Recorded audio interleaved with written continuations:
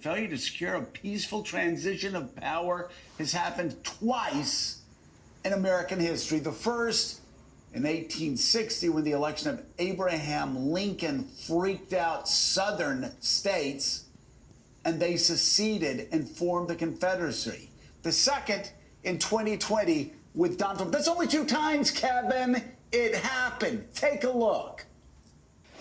One of the great features of America is that we have political contests, that they are very hard fought, as this one is hard fought. And once the decision is made, we unite behind the man who is elected. This is a fraud on the American public. This is an embarrassment to our country. I have no bitterness, no rancor at all. I say to the president as a fellow politician that he did a wonderful job. We were getting ready to win this election. Frankly, we did win this election. I have lost. Mr. Nixon has won. The democratic process has worked its will.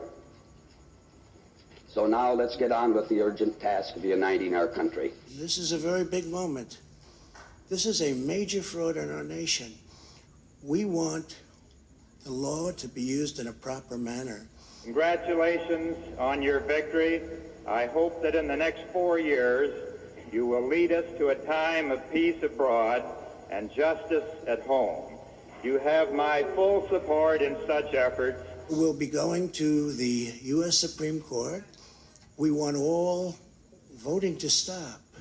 We don't want them to find any ballots at 4 o'clock in the morning and add them to the list. The president asked me to tell you that he telephoned President-elect Carter a short time ago and congratulated him on his victory. It's a very sad moment. To me, this is a very sad moment, and we will win this, and we, as far as I'm concerned, we already have won it. The people of the United States have made their choice, and of course I accept that decision. If you count the legal votes, I easily win. He has won. We are all Americans. He is our president, and we honor him tonight.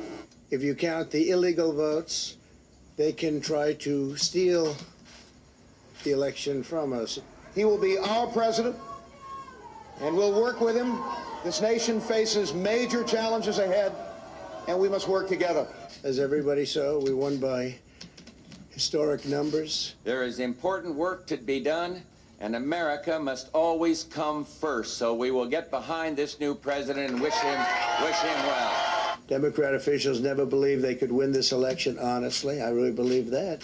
That's why they did the mail-in ballots, where there's tremendous corruption and fraud. I have said repeatedly in this campaign that the president is my opponent, not my enemy, and I wish him well, and I pledge my support. I've had 2 elections. I won both of them. It's amazing. And I actually did much better on the second one. This is America. Just as we fight hard when the stakes are high, we close ranks and come together when the contest is done.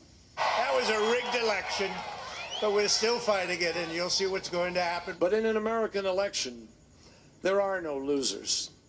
Because whether or not our candidates are successful, the next morning, we all wake up as Americans. We will never give up. We will never concede. It doesn't happen. You don't concede when there's theft involved. Whatever our differences, we are fellow Americans. And please believe me when I say, no association has ever meant more to me than that. And to use a favorite term that all of you people really came up with, we will stop the steal. I so wish that I had been able to fulfill your hopes to lead the country in a different direction, but the nation chose another leader, and so Ann and I join with you to earnestly pray for him and for this great nation. When you catch somebody in a fraud, you're allowed to go by very different rules. So I hope Mike has the courage to do what he has to do. Donald Trump is going to be our president. We owe him an open mind and the chance to lead. Our constitutional democracy enshrines the peaceful transfer of power. And we don't just respect that, we cherish it. And we fight.